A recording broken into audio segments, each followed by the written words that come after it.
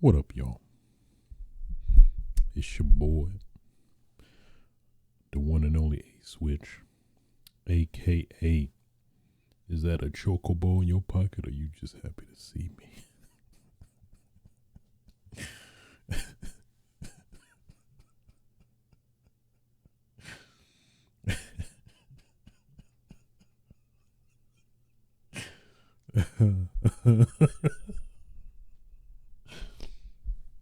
aka, who trying to play with my Moogle?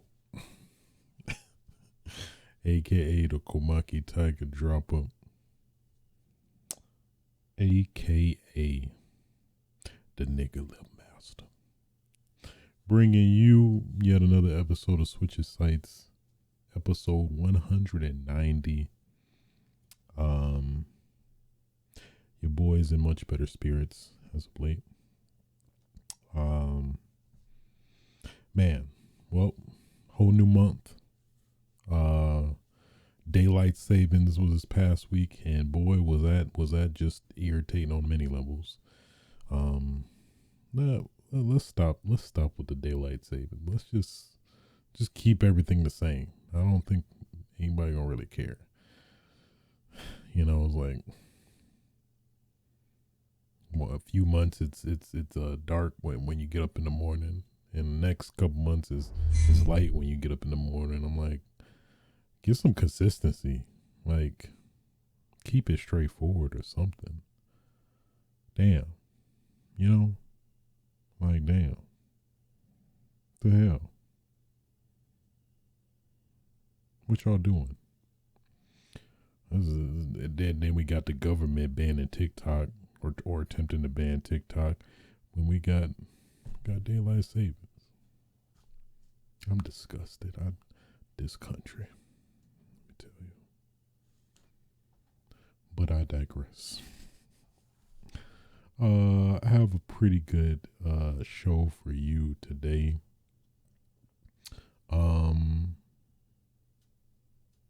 Boy, I'm not selling it very well, am I? But yeah. Got Capcom highlights that happened this week, as well as new Virtua Fighter details, and not to mention, of course, putting a lot of time in Final Fantasy VII Rebirth. So yeah, we got a good. To be honest, I think that alone is probably gonna take up most of the show. I'm not even gonna lie. But nonetheless, let's stop the dilly dallying and get right into it. First topic of discussion.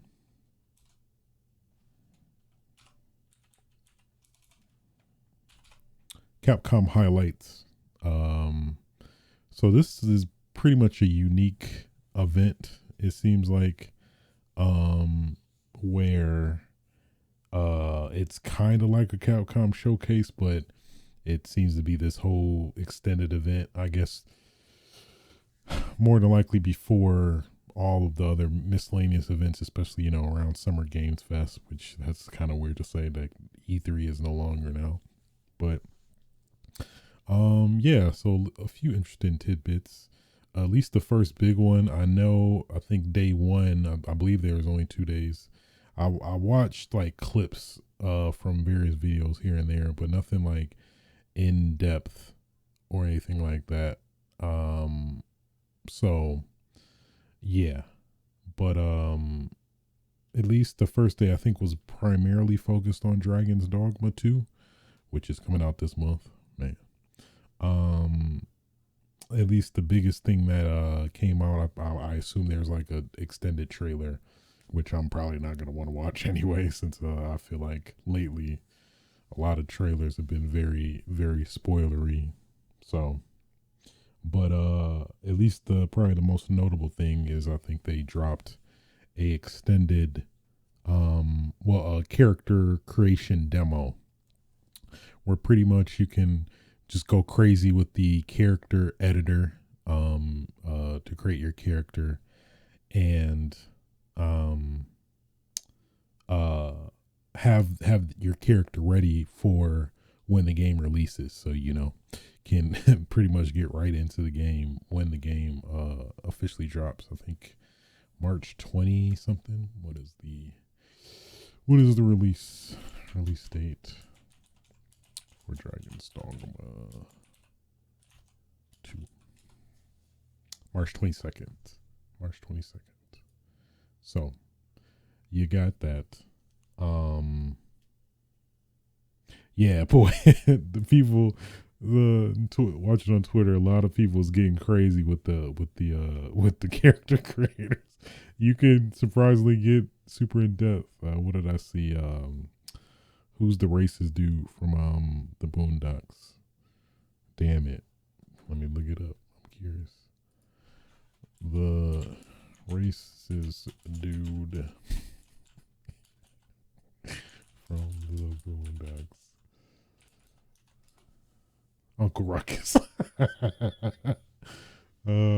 funny. That's funny. It was literally the first option. Who's the racist dude from the Boondocks? Uncle Ruckus.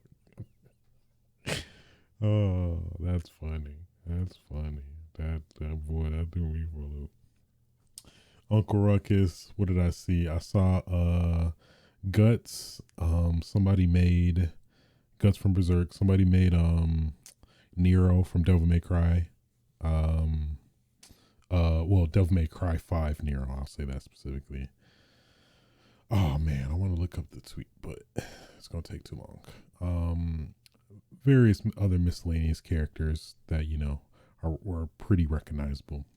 But it was crazy the amount of depth and detail that you can have within that game. So yeah.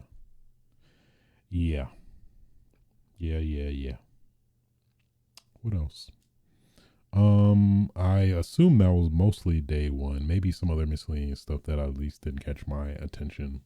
Then there was day two, and one of the bigger stories was that Monster Hunter Stories, at least the game that it was pretty much stuck on the Nintendo 3DS, is getting a port to Nintendo Switch, and also getting physical release as well,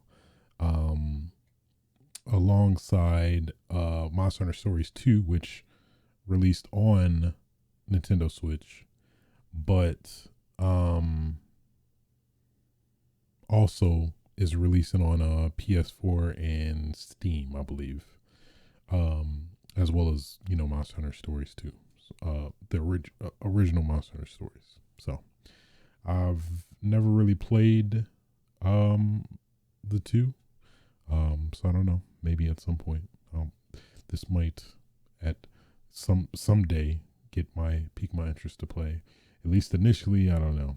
It doesn't really tickle my fancy, if you will. I hear it's kind of like Pokemon in a lot of ways, or better than Pokemon in some ways. So there's that. Then you got the game that isn't Dino Crisis. I'm gonna still say it, but AKA Exoprimal. It seems like they have a new collaboration with Mega Man, so you can get the Mega Man costume for, I think, for a certain character, I'm guessing. They showed it in the trailer, and it was like, oh boy, that looked to be less than desired. It just seemed like a lifeless version of a 3D Mega Man, but nonetheless, I mean, it's in there. What else? Like some new beta variant exosuits, which I'm assuming is like just a variant of the existing exosuits.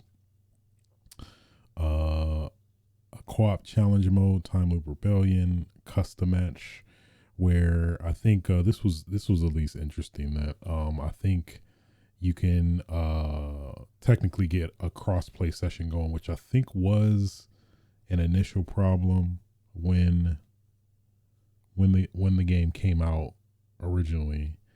But at least now, I guess I'm assuming this is the way to kind of circumvent it by basically they show that you basically have a code that you can provide to your friends to have them join cross platform. So PC and PlayStation 5. Oh, I didn't even know PlayStation 4, Xbox One, and Series X and X too, which is interesting. But who knows? At least the consensus I hear a lot for Exo Primal is that it is a very tough um entry period, but it afterward it like when you get deeper into the game or the end game, that seems to be when the game gets really fun and interesting. But I don't know. That's like the question, not necessarily the question, but the issue with RPGs or like anything like that has a long period. Like, oh man, it's gonna get good after 10 hours, but it's like, I mean, shouldn't I be interested in those 10 hours? Like, well, I guess you could argue that in some cases, but I mean, in general, I don't know. I don't know. That's just me. I don't, I don't.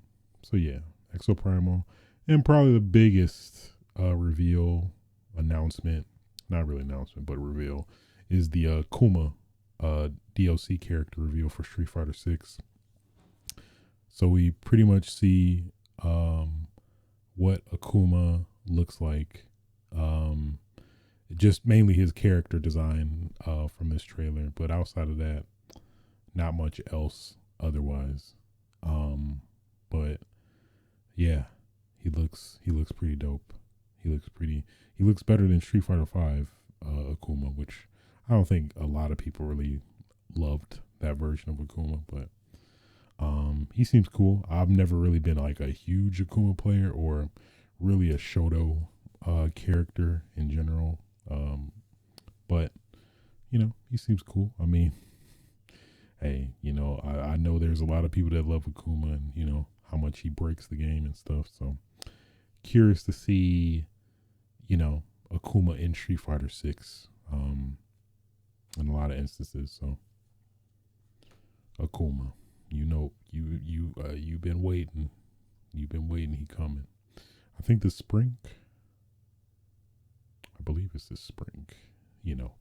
Spring, the loose like date, season date, whatever.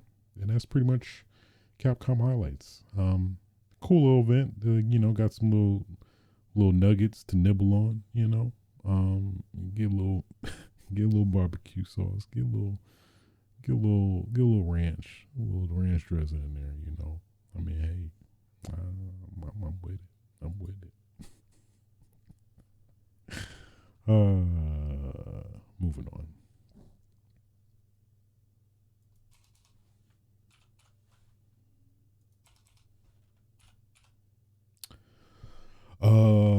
New Virtua Fighter info.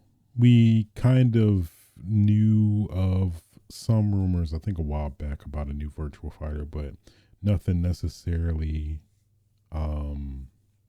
solidified. It felt like, but now from a pretty well known Atlas Sega leaker, we seem to know a little bit more in regards to this rumored Virtua Fighter. This is from MBKSTBHZ5. I mean, hey, it ain't credible unless it's MB. I'm not gonna do it again. I'm not gonna do it again. So, details about this new Virtua Fighter. It is online and esports focused, and has online and offline modes, including customization modes. So I think, yeah, Virtua Fighter 4 was like the first fighting game to have like character customization. So that makes sense. Esports focus, I mean, that would make sense as well. I mean, at least now fighting games nowadays normally do have some type of esports support in terms, encouraging people to play at the highest level, So that seems to check out. There are new characters with a modern art style and character artists. So I'm curious how that's going to play out. Well, considering, the established designs of current characters nowadays and how that's going to blend with, you know, um, the existing characters, basically. Like this, with a new character artist, but I assume, they'll probably make sure the designs line up. It is a game concept that changed many times since 2021 up until now. So I'm curious to see how that process went. If there might be a documentary, that'd be pretty dope. I will eat that shit up. Not gonna lie. Yeah, I'm curious what changed specifically. Maybe just the climate of fighting games and seeing certain fighting games released and the reception, and probably like the Virtua Fighter 5 re-release somewhat recently with the past few years. No, actually that was I think around 2020. Yeah. Streaming and spectating implementation is an important part of this title and super game concept. I did really like with the latest Virtual Fighter Showdown that recently released on PS4, I believe, and presumably technically PS5. That whenever you launch the game, there be a dope like random fight that's just displaying on your screen as you're navigating the menus and stuff. Which I think that always was pretty cool. Like to see all the moves you probably couldn't do or didn't think that you could do in combination. Which I think that's always a fun concept. So I'm totally down for them like going full force into the streaming and spectation aspect of everything. So that checks out. Hopefully there might be some cool stuff like integration with Twitch and stuff like for people watching that they could interact, or it would be pretty dope. Probably a little too ambitious, not gonna lie, but something like Crunchyroll. Why am I saying crunchy? I meant salty bet. I don't know why I got those mixed. Salty bet, where you can bet on who would win and things like that. That given the right mixture, that'd be pretty dope. I don't know if salty bet is like patented or can't be copied, but that'd be a cool concept. I'd like that. It is a reboot of the Virtua Fighter series in development by current Virtua Fighter staff. So I mean that kind of makes sense. Yeah, I mean, yeah, I'd say just call it Virtua Fighter, start anew, and have some new characters. I'd be down for that. It is a title releasing on all major platforms with crossplay and rollback. I think that's very important nowadays, especially games that are, you would probably say, are niche. I think that's very important nowadays to keep players playing, basically. Whether especially after some time after the game is released, and then the player base dwindles and stuff. That I think that'll be very essential. Yeah, that I mean it's on paper so far it sounded really good. This is a Virtual Fighter title that is developed to be a modern competitor to Street Fighter and Tekken, with esports concepts and mechanics that are similar to current Street Fighter and other fighting games. It is a concept that evolved a lot. I mean, those Street Fighters, Street Fighter 6 is a pretty good example to go by. Tekken 8, for the most part. Not with the recent cheating stuff, but in general. I think those are good foundations to go by. And there is an all new main story and side stories for brand new characters. I think this is probably one of the bigger evolutions for this series specifically, since you never really known Virtual Fighter to have like a story mode Because I mean, even when you play like the arcade mode and like reach the end, there isn't any like canonical ending or like Akira went to fight Doral and won, and that's the story. No, it was there's never really been a story. I think at least from what most people said that you get it from like the manuals and stuff more than anything. Kind of like a Dark Souls vibe, where you get story and lore from the environment and items you pick up, which is kind of a cool concept. I mean, the more you think about it in some ways, but um yeah. So yeah, I'm interested to see like virtual fighter characters actually have a story and a plot. Um that I mean interests me in general. So, and there is an evolution of rank matches that is similar to modern fighting games. This is a title that is focusing on scaling with the player and their play styles when they play online. Is that kind of like the Ghost system? This is a title that is focused on scaling.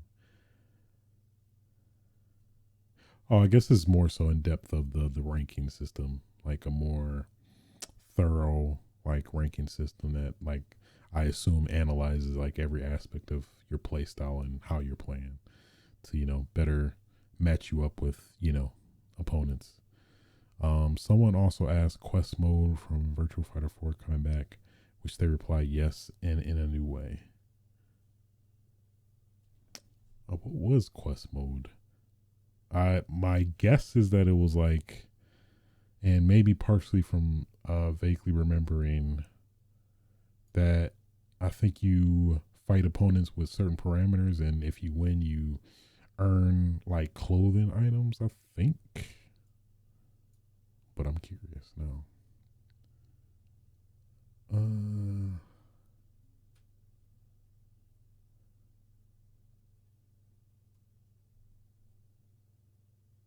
Huh. Maybe not. Good Virtual Fighter 4 Evolution Quest. If it wants to load for me.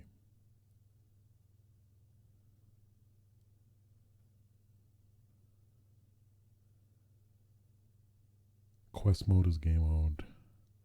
No, that's a totally unrelated game.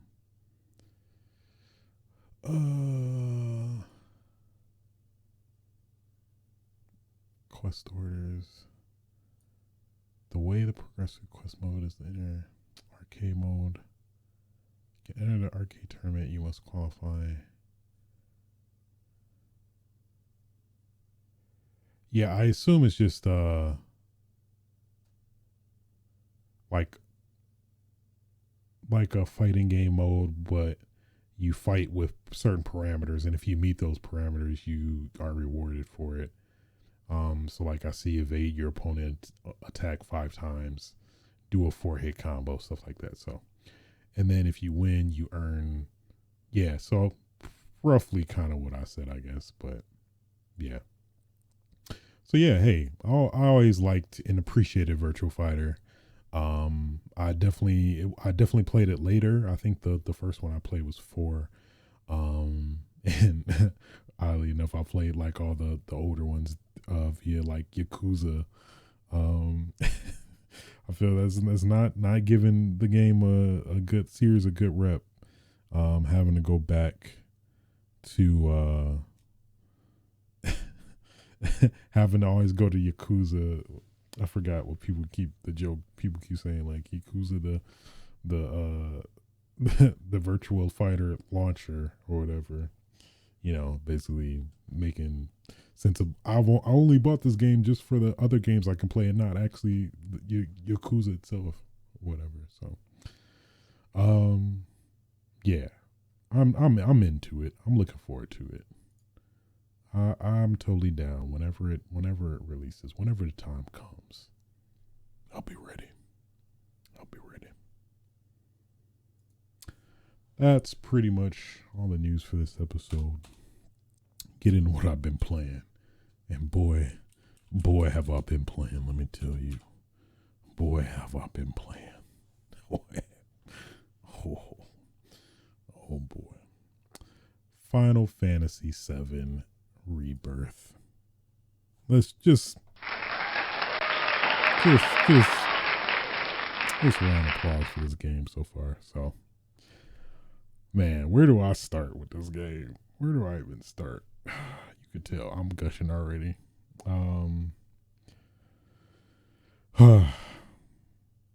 Where do I'm kind of over. I'm overwhelmed to talk about it, but also I'm like, the game is overwhelming in a lot of ways too. But man, where do I start? I'm actually like, I don't even know where to start. So I'm like roughly almost 80 hours in so far.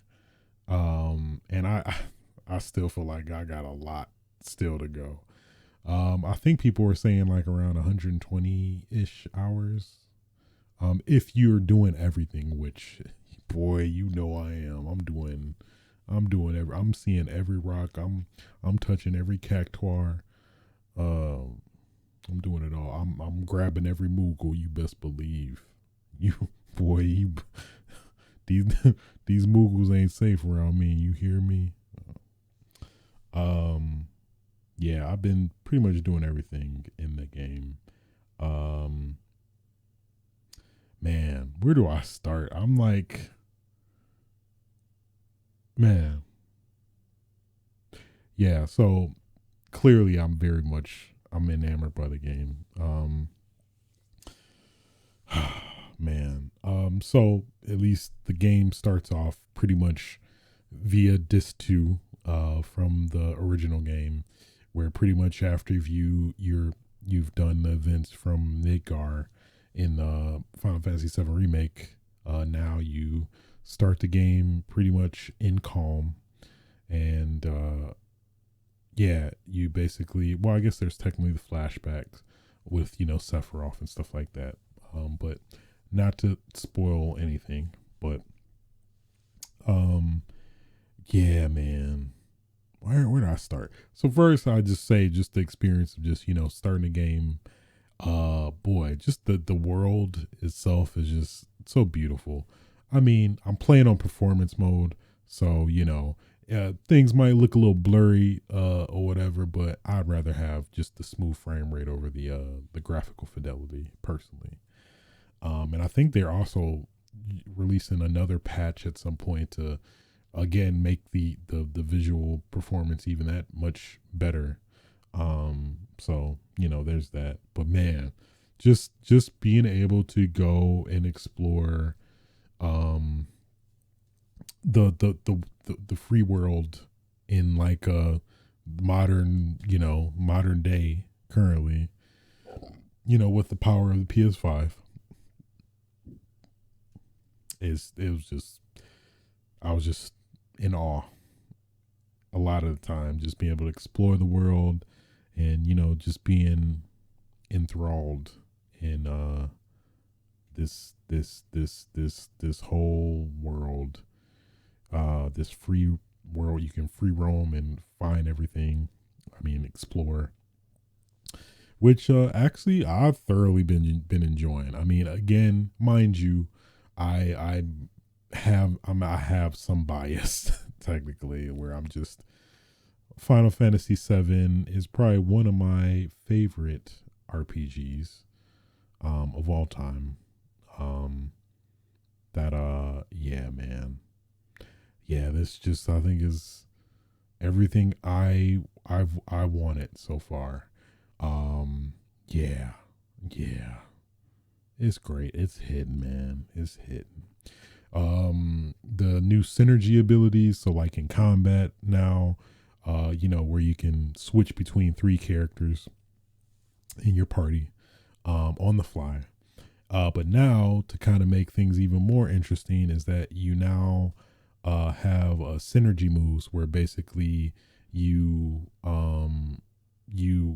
cooperate with your other people in your party to do certain attacks. So you can like counter attack with certain characters. Well, I guess yeah, depending on the character you're controlling, dictates what moves they can do with the other characters.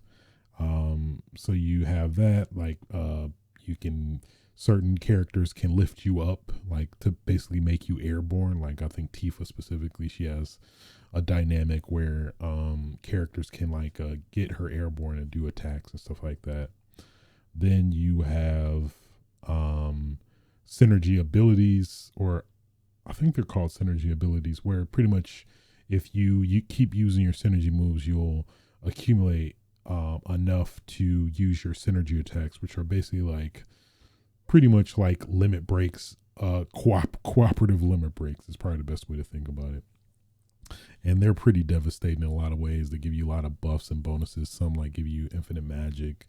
Some give you 3 ATB bars, which is ATB is like, you know, the kind of a way to regulate the combat in Final Fantasy 7, where, and also kind of make it feel give it a vibe of the classic game, where, you know, you couldn't do an attack until you had, you know, it was your turn more or less, or, you know, depend on like the speed of your character and other miscellaneous attributes like that. But yeah, it's hidden, man. It was hidden. So yeah, you got that. Yeah, just talking about the free roaming of like exploring the world is pretty dope. You you got the towers, kind of like Assassin's Creed, basically. I didn't mind it. They weren't too like egregious and stuff, so like they were pretty thought out for the most part, but pretty much in the same nature as Assassin's Creed. You know, you find a tower, you like link it with this device that Chadley gives you. I forgot what it's called, but pretty much you use that to explore everywhere, and then they talk in your ear, and you know, they the dialogue comes through the speaker if you choose that option too. I know a lot of people are annoyed by Mai and Chadley as characters, which I understand. I've gotten used to it at this point, but you know, there are people who have feel their feels, especially when the character is speaking in your ear while you fighting these monsters or fiends. So fiends is another like aspect of the open world where you find these certain enemies that are generally like variants of the standard enemies you find in the world, and you fight them, and you got to meet certain conditions. And if you do, you complete that aspect of the world map or whatever, and you know, rinse and repeat. Which, admittedly, I can see why, you know, people do find it repetitive, tedious in a lot of aspects. I don't know. It didn't mind me too much. This is my bias speaking, where I'm just enthralled by the world in general. So, what else? Oh man, let's talk about Queen's Blood real quick, boy. Talk about Queen's Blood, man. So I never played The Witcher. I mean, I only played maybe like for under an hour, but haven't fully. I plan to at some point, but I assume that this is like a evolution of Gwent in a lot of ways, or definitely a competitor to Gwent, I'd assume.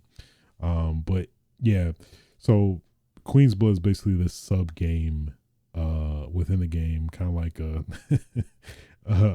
I feel like it's unfair saying Yu-Gi-Oh, because I'm just feel like I'm typecasting it in something that it's not. But basically, it's a very fun card game within Final Fantasy VII that is a pretty big like side component in terms of like a lot of side quests and stuff, is incorporates you fighting players via a game of Queen's Blood. And throughout the game, you know, you collect cards, booster packs and stuff from stores that you you know, explore across, that you can use and put in your deck.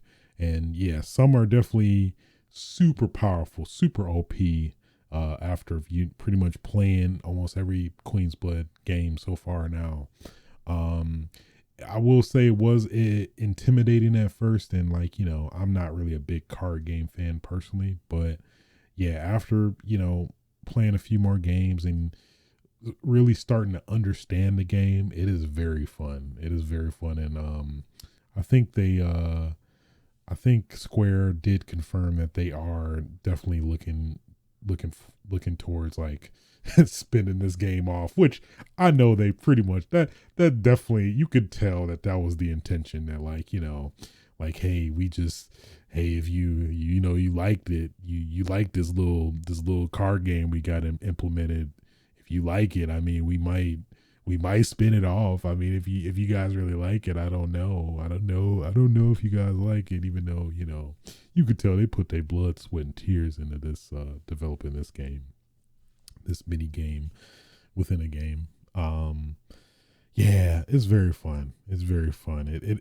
It got like it has elements of chess, um, uh, checkers technically, and then just the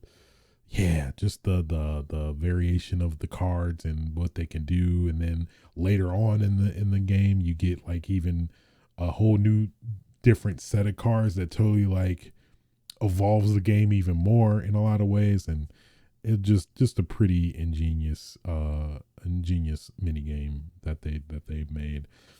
So definitely expected to win some awards, if best mini game, side game within a game. I think this is definitely for sure in the running to have that on lock. I wouldn't be surprised if they even made a category dedicated just for this game, where what's the best game within a game or something like that. I'm gonna call that right now. I'm pretty sure that's gonna happen just because of Queen's Blood. Sorry, Gwent, but yeah, I never knew you, but yeah, man. And then, boy, see, it is so much payoff to playing, the Queen's Blood, quest, battles in this game. I'm not gonna spoil how, but just know it does pay off in a lot of fun ways for sure. That I think it's very much worthwhile that you do, play them if you haven't. Um, what else? Just without spoiling, of course, just the love and care, and the depth of a lot of um what they've remade from the original. It feels like yes, this is exactly how I would want this to be remade in this fashion, and it just seems like they've been hitting every point, like in terms of the very poignant, like story beats, and dare I say important story aspects, and like iconic story aspects of the from the original. Baird and Dine, boy, man, now it's whole new level, whole new level. Not gonna go too much into it, but man, they that was masterfully done. Probably one of the best gaming moments. Definitely 2024, but shoot, of all time, I'd put it up there. Um, the Junon parade. Ugh, they did it so well. Oh man, it. I they did. They just was. They really nailed it. So far they've really been nailing it. In terms of all the aspects.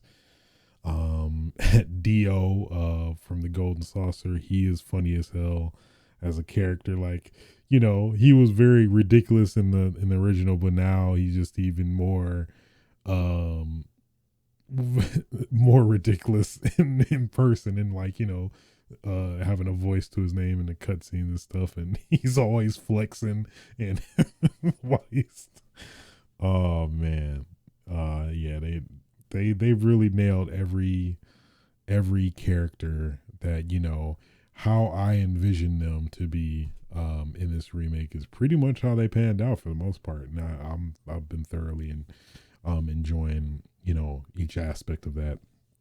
especially, since last episode was saying how I played the original pretty fresh before coming into this, which also helps a lot in terms of like seeing that contrast in a lot of ways. Um, yeah. Um, Anything else that like comes to mind specifically? Combat just is really, really fun. Yeah, the whole synergy system I think really adds a lot to um add more depth to the game.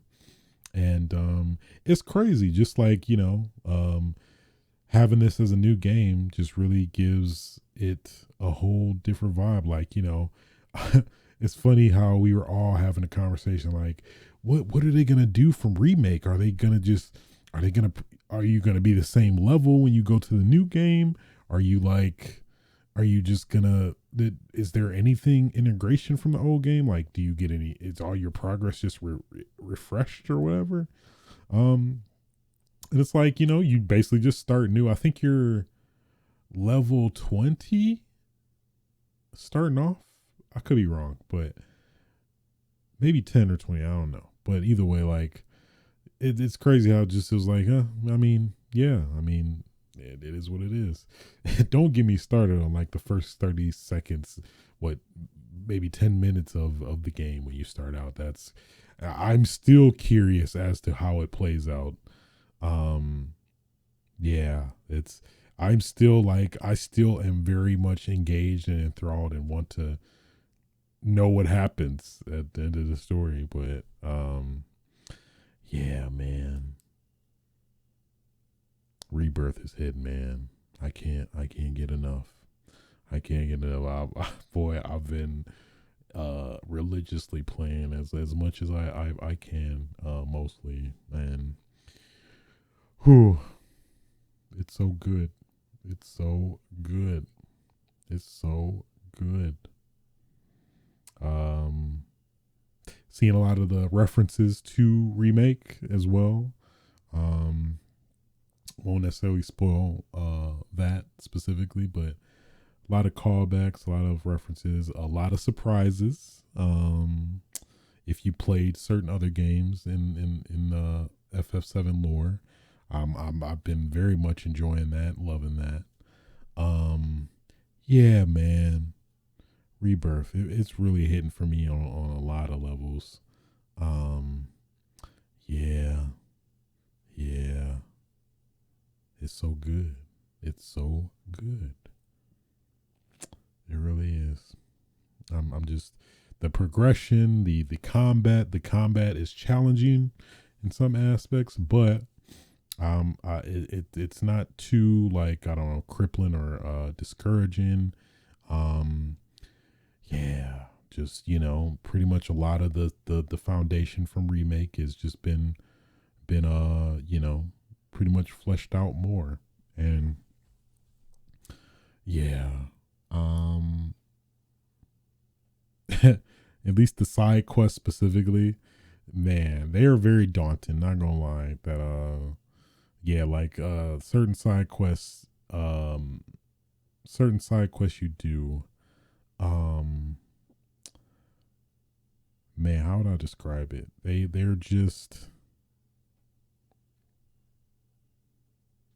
I don't know how to describe it. They're just very like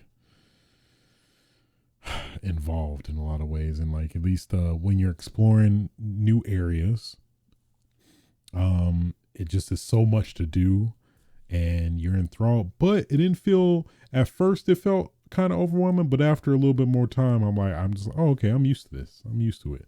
And then, it was just more so like, hey, I'm gonna do this and I'm gonna do that and I'm gonna do this.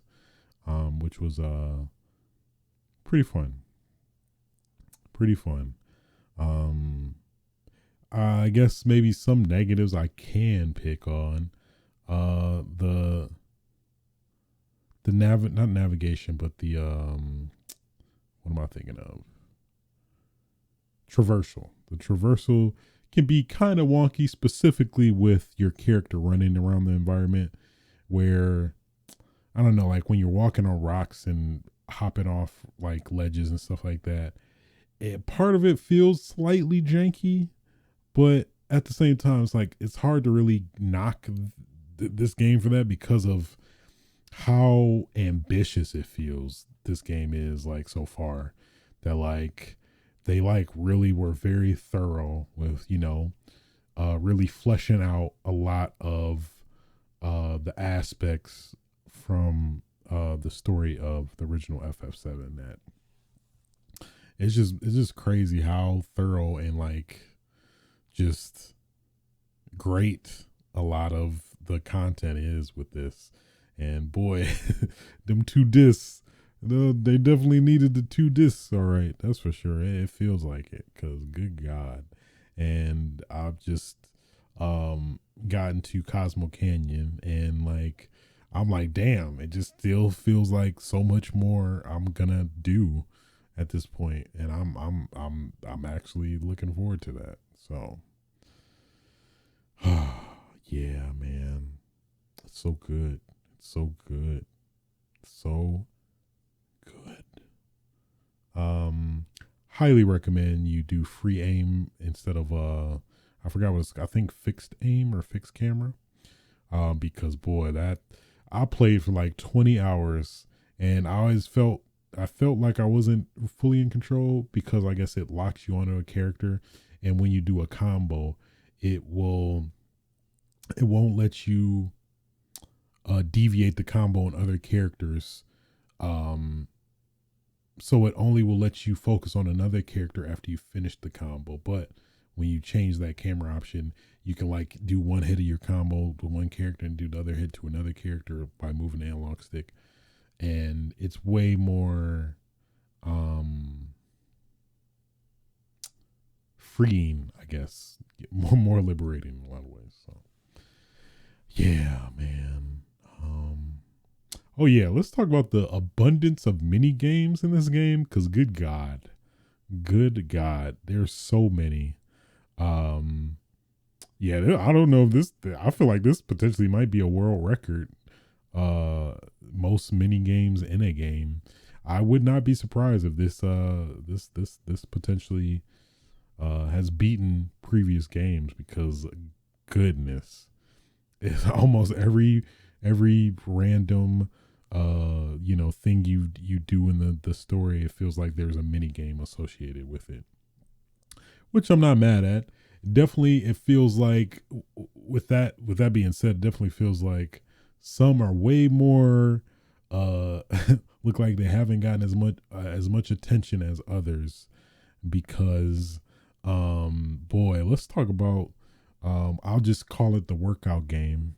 And man, it has this element of it that will make you rip your hair out because there will I'll say it's a mechanic where it heavily uses the dual sense. I'll say that it can be very annoying because the game doesn't really explain it that well. I had to look it up, and finally after looking it up I was like, oh okay, I get that's weird, but all right. Like, you would never think that a mini game of all things would fully utilize the dual sense triggers in that way, but it does. So yeah, and then because I'm like being a completionist more or less with this game specifically, I've just been literally doing challenges, and like if you fail it, you have to get a certain score, which I keep failing, so I keep restarting. I feel like that's adding a decent amount of time. Not to mention the piano, which we was shown in the demo and stuff. Man, I played one of the hardest songs ever. It feels like, at least relatively up till now. That something about the piano, like you having to keep track of two circles, and the circles are alternating, and it's tough, but I at least got it. But yeah, man, the piano segment is pretty dope, being able to play certain songs and notable songs that I really enjoy. So I'm bopping to it while I'm trying to make sure I'm getting the great hit note strings. So yeah, it's It's been great. It's been great. Ah, it's so good, man. It's so good. This is this is what we've been waiting for. At least for me, this is what I've been waiting for, and it's been paying off in a lot of ways. It's literally been, yeah, yeah, yeah. As a Final Fantasy 7 fan, yeah, yeah. Rebirth, man. Rebirth. It's hitting. It's hitting so much. It's hitting so much. It really is. It really is. Yeah, even with the negatives in mind, they're really the negatives in like most people, have that with the side quests. Um, I didn't really feel like any of the side quests were like, I hate doing this. I don't want to do this. Um, you know, yeah. It just, I felt like they were fine. Of course, some are better than others, sure. But I felt like pretty much most all of them that I played were generally I enjoyed. I did enjoy. I mean, at the worst, I um, was playable, but wasn't necessarily any that come to mind. I'm like, ugh, I just hate this. I guess there's one, but at the same time, it's also the same quest that's probably one of the most funniest ones that I'm not gonna necessarily spoil. But yeah, at least some of the mechanic in that specific quest was very annoying. But once you learn the trick to it, it isn't as annoying as I'm making it. But I digress. I don't know. It yeah, definitely at least compared to Final Fantasy 16, night and day personally. But then again, it's like I don't really have as much of an affinity to Final Fantasy 16 as I do Final Fantasy 7, of course.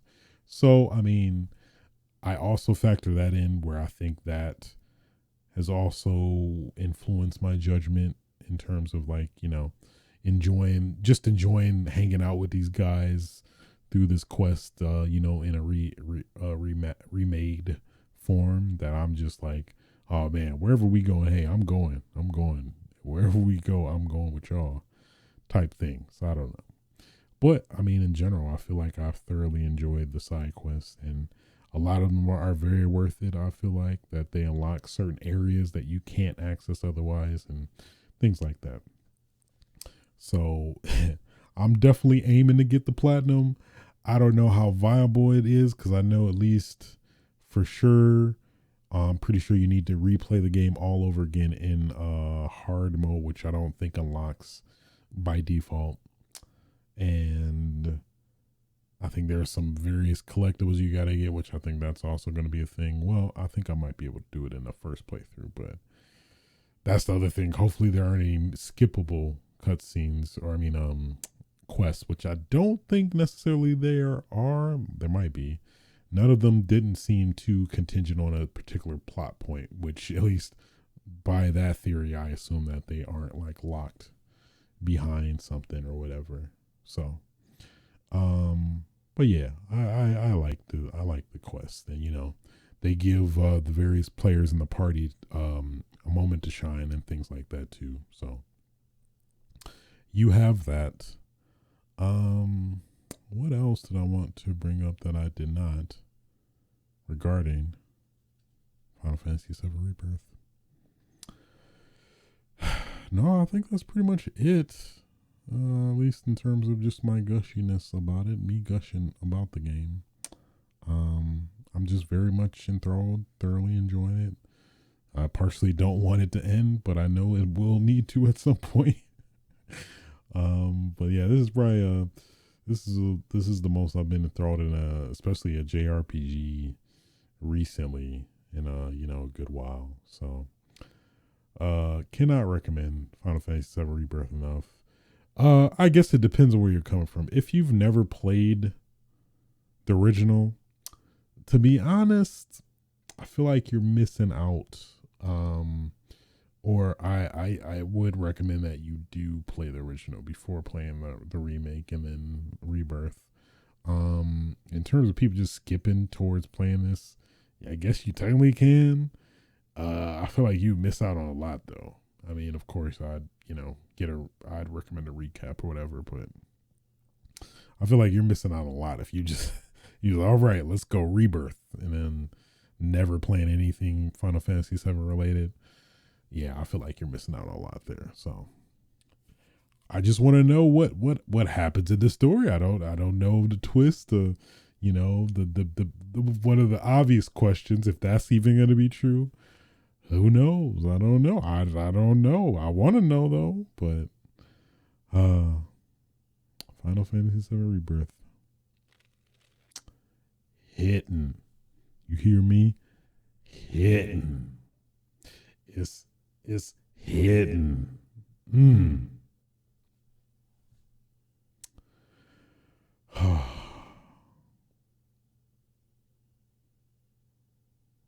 I don't need a day right now. I mean, Final Fantasy VII might be enough. I'm not even gonna lie. I'm not even gonna lie to you. You know, might might give me make room in the bed. Got to make room in the bed for Final Fantasy VII Rebirth. I'm cooking at dinner, just me in the game box. I do need to make some like corny what is it called? Corny montage of me just randomly spending just various moments with Final Fantasy VII Rebirth. Pushing it on a swing. I'm trying to feed it food, but it won't eat it because it's an inanimate object that I just personally don't understand. That's funny. I might actually, but I just might. Yeah, man. Goaty, very, very much goaty looking so far. I mean, I guess things could go awry in the next 30 hours. I don't know, but we'll see. We'll see. I'm looking forward to the journey nonetheless. Nonetheless, I'm looking forward to the journey. I'm looking forward to it.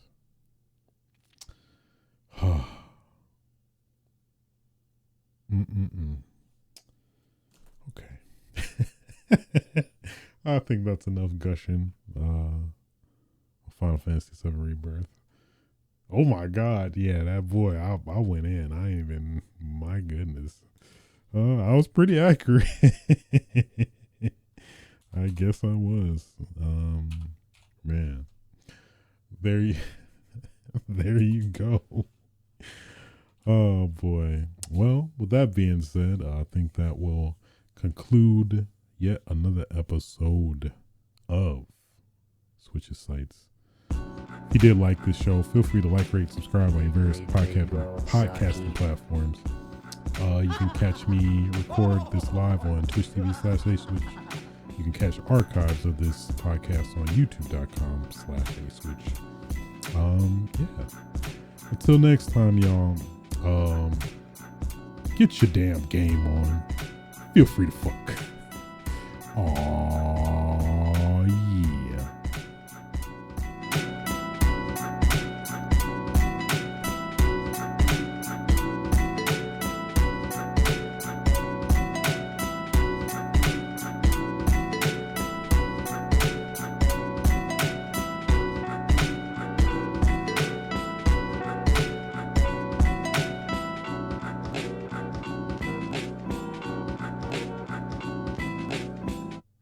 Nobody's safe.